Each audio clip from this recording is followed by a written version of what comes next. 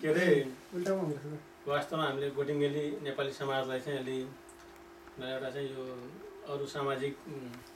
सहयोगको कुराहरू त थिँदै थियो होइन, यसमा एउटा चाहिँ इन्टेलेक्चुअल हिसाबले पनि लैजाने भनेर सुरुकै करिब करिब आएको 2 वर्ष अगाडिबाटै हाम्रो के थियो भने मिटिङ चाहिँ हुने, मिटिङमा जहिले पनि अरू चाहिँ दुःख सुखका कुराहरू चाहिँ भइ नै हाल्ने होइन, तर चाहिँ तपाईँको चाहिँ कुनै एउटा यो इन्टेलेक्चुअल कुराहरू पनि भएको हो नभएको होइन, तर विषय केन्द्रित नभएको हुनाले चाहिँ हामीले एकचोटि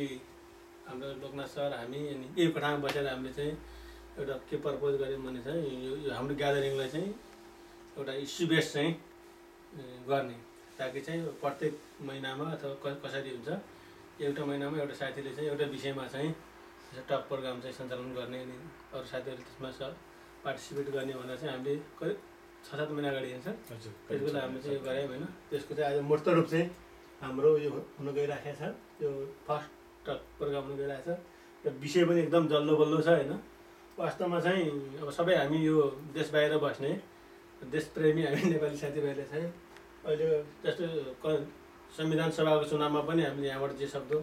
हामीले सहयोग पुऱ्यायौँ र अब त्यसकै निरन्तरताको रूपमा चाहिँ अब हामीले चाहिँ यो बन्न लागेको चाहिँ कन्स्टिट्युसनलाई चाहिँ कसरी त्यो मोर डेमोक्रेटिक मोर के भन्छन् त्यो इन्क्लुसिभ बनाउने भन्ने हिसाबले चाहिँ हामीले के सहयोग गर्न सकिन्छ त्यो हिसाबले चाहिँ यहाँबाट हामीले चाहिँ आउटपुट दिने सिलसिलामा आज हाम्रो नेता भण्डारीजीले चाहिँ अब यो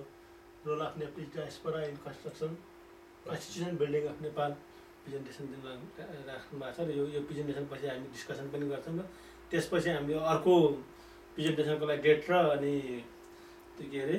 प्रेजेन्टर पनि हामीले चाहिँ डिसाइड गर्छौँ र यसलाई चाहिँ हामीले कन्टिन्यू चाहिँ गर्छौँ। धन्यवाद। अब